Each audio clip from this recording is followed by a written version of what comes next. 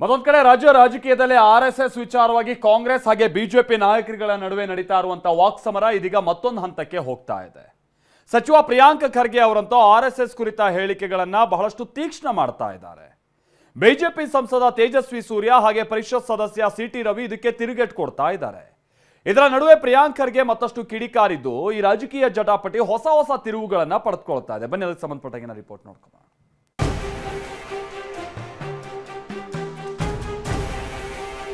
100 ವರ್ಷ ಕಾದಿದ್ದೀರಂತೆ ಒಂದು ಡಾಕ್ಯುಮೆಂಟಿಗೆ, ಇನ್ನೂ ಒಂದು ತಿಂಗಳು ಕಾಯಕ್ಕೆ ಏನೋ ನ್ಯೂಸ್ ಸೈಕಲ್ ಅಲ್ಲಿ ಕಂಟಿನ್ಯೂಸ್ ಆಗಿರ್ಬೇಕು. 100 ವರ್ಷದ ಇತಿಹಾಸದ ದೇಶಭಕ್ತರಿದ್ದಾರೆ ಇವರೆಲ್ಲರೂ.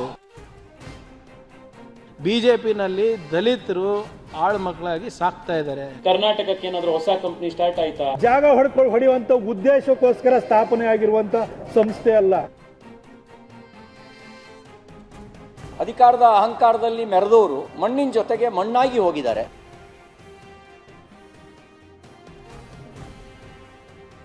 ರಾಜಕೀಯ ಸಂಘರ್ಷ. ರಾಷ್ಟ್ರೀಯ ಸ್ವಯಂ ಸೇವಕ ಸಂಘದ ಸುತ್ತ ರಾಜಕೀಯ ಸಂಘರ್ಷ ಸೃಷ್ಟಿಯಾಗಿದೆ. ಗೃಹ ಸಚಿವ ಪ್ರಿಯಾಂಕ್ ಖರ್ಗೆ ಆರ್ಎಸ್ಎಸ್ ವಿರುದ್ಧ ಧ್ವನಿ ಎತ್ತುವ ಮೂಲಕ ಕದನ ಕಣದ ಧೂಳೆಬ್ಬಿಸಿದ್ದಾರೆ. ಇತ್ತೀಚೆಗೆ ಆರ್ಎಸ್ಎಸ್ ಮುಖ್ಯಸ್ಥರಿಗೆ ಪತ್ರ ಬರೆದು ನೋಂದಣಿ ಬಗ್ಗೆ ಕೇಳಿದ್ರು. ಇದೇ ಪತ್ರದ ಮುಂದುವರೆದ ಭಾಗ ಎಂಬಂತೆ ಈಗ ಪ್ರತಿಕ್ರಿಯೆ ಕೊಟ್ಟಿದ್ದಾರೆ. ಈಗ 1 ವಾರವಾಗಿದೆ ಅಷ್ಟೇ, ನಾನು ಕಾಯ್ತೇನೆ, ಯಾರಿಗೂ ಕಾನೂನಿನ ಚೌಕಟ್ಟು ಮೀರಲು ಬಿಡಲ್ಲ ಅಂದಿದ್ದಾರೆ.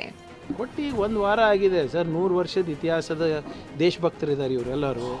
ಎಲ್ಲೋ ಇಟ್ಟಿರ್ತಾರೆ, ನಾಗ್ಪುರ್ನಲ್ಲೇ ಇಟ್ಟಿರ್ತಾರೋ, ಕೇಶವ ಕೃಪಾನಲ್ಲಿ ಇಟ್ಟಿರ್ತಾರೋ, ಯಾವುದೋ ಸರ್ಸಂಚಾಲಕ್ ಮನೆಯಲ್ಲಿ ಇಟ್ಟಿರ್ತಾರೋ, ತರ್ತಾರಲ್ಲ, ಇವತ್ತಿಲ್ಲ ನಾಳೆ ದಾಖಲೆಗಳು ತರ್ತಾರೆ. ಕಾನೂನಾತ್ಮಕವಾಗೇ ಮಾಡಬೇಕು. ಆ ಚೌಕಟ್ಟನ್ನು ನಾನು ಮೀರಕ್ಕಾಗಲ್ಲ, ಅವರು ಮೀರಕ್ಕಾಗಲ್ಲ, ನಾನು ಅವರಿಗೆ ಮೀರಕ್ಕೂ ಬಿಡೋದಿಲ್ಲ. ಇಷ್ಟೇ ಅಲ್ಲ, ಮನುಸ್ಮೃತಿನೇ ನಮ್ಮ ಸಂವಿಧಾನ ಆಗಬೇಕೆಂದು ಆರ್ಎಸ್ಎಸ್ನವರು ದೆಹಲಿಯ ರಾಮ್ಲೀಲಾ ಮೈದಾನದಲ್ಲಿ 150 ಬಾರಿ ಪ್ರತಿಭಟನೆ ಮಾಡಿದ್ದಾರೆ ಅಂತ ಪ್ರಿಯಾಂಕ್ ಖರ್ಗೆ ಕಿಡಿಕಾರಿದ್ದಾರೆ. ಅದು ಅವ್ರ ಮೆಂಟಾಲಿಟಿ ಅಪ್ಪ, ಚತುರ್ವರ್ಣ ಮನುಸ್ಮೃತಿ. ನಾನು ಅವತ್ತಿಂದಾನೇ ಹೇಳ್ತಾ ಇದ್ದೀನಲ್ಲ, ಈ RSS ಅವ್ರ ಇತಿಹಾಸ ಏನು ಅಂದರೆ, ಸಂವಿಧಾನವನ್ನು ತಿರಸ್ಕರಿಸಿ ಮನುಸ್ಮೃತಿನೇ ನಮ್ಮ ಸಂವಿಧಾನ ಆಗಬೇಕಂದ್ಬಿಟ್ಟು ಒಂದಲ್ಲ 10 ಅಲ್ಲ 150 ಬಾರಿ ರಾಮ್ಲೀಲಾ ಮೈದಾನದಲ್ಲಿ ಪ್ರತಿಭಟನೆ ಮಾಡಿದವರು.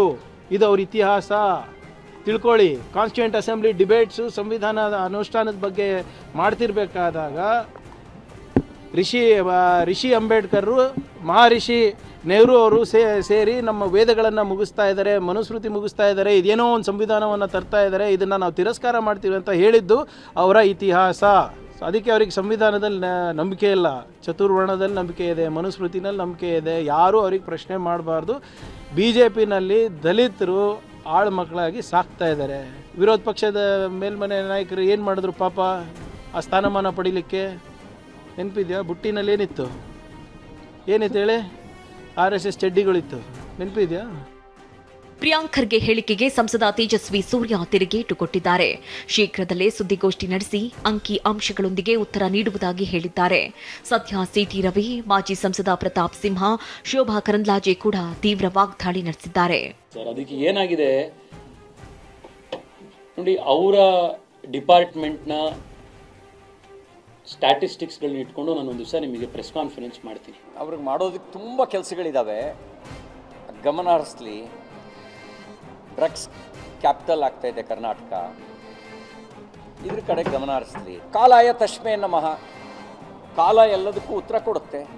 ಕಾಲಕ್ಕಿಂತ ದೊಡ್ಡವರು ಯಾರೂ ಇಲ್ಲ, ಕಾಲ ಉತ್ತರ ಕೊಡುತ್ತೆ. ಅಧಿಕಾರದ ಅಹಂಕಾರದಲ್ಲಿ ಮೆರೆದವರು ಮಣ್ಣಿನ ಜೊತೆಗೆ ಮಣ್ಣಾಗಿ ಹೋಗಿದ್ದಾರೆ. ಸಿದ್ಧಾರ್ಥ ಬುದ್ಧ ಟ್ರಸ್ಟ್ ಮಾಡಿಕೊಂಡು KDB ಜಾಗ ಹೊಡೆಯುವಂತ ಉದ್ದೇಶಕ್ಕೋಸ್ಕರ ಸ್ಥಾಪನೆ ಆಗಿರುವಂತ ಸಂಸ್ಥೆ ಅಲ್ಲ. ಅದಕ್ಕೆ ರಿಜಿಸ್ಟ್ರೇಷನ್ ಬೇಕಾಗುತ್ತೆ. 6 ಎಕರೆ KDB ಜಮೀನು ಹೊಡಿಬೇಕು ಅಂದ್ರೆ ಅಂತ ಸಂಸ್ಥೆಗಳು ರಿಜಿಸ್ಟ್ರೇಷನ್ ಮಾಡಿಕೊಂಡು ದಿನ ಅವರಿಗೆ ಟಿವಿಯಲ್ಲಿ ಬರಬೇಕು, ದಿನ ಅವರು ಸುದ್ದಿಯಲ್ಲಿ ಇರಬೇಕು. ಅವರು ಸುದ್ದಿಯಲ್ಲಿ ಇರೋದಕ್ಕಾಗಿ RSS ಅನ್ನು ಮಾತಾಡಬೇಕು. ಇದು ಬಿಟ್ಟು ನೀವು ಏನು ಕೆಲಸ ಮಾಡಿದಿರಿ ಅನ್ನುವಂಥದ್ದನ್ನ ರಾಜ್ಯಕ್ಕೆ ಸ್ಪಷ್ಟ ಮಾಡಬೇಕು ನೀವು. ಒಟ್ಟಾರೆ ಆರ್ಎಸ್ಎಸ್ ವಿಚಾರ ಇದೀಗ ಕಾಂಗ್ರೆಸ್ ಮತ್ತು ಬಿಜೆಪಿ ನಡುವಿನ ಪ್ರಮುಖ ರಾಜಕೀಯ ಅಸ್ತ್ರವಾಗಿ ಪರಿಣಮಿಸಿದೆ. ಈ ವಾಕ್ಸಮರ ಯಾವ ಹಂತಕ್ಕೆ ತಲುಪಲಿದೆ ಎಂಬುದು ಕುತೂಹಲ ಮೂಡಿಸಿದೆ. ಅನಿಲ್, TV9 ಬೆಂಗಳೂರು.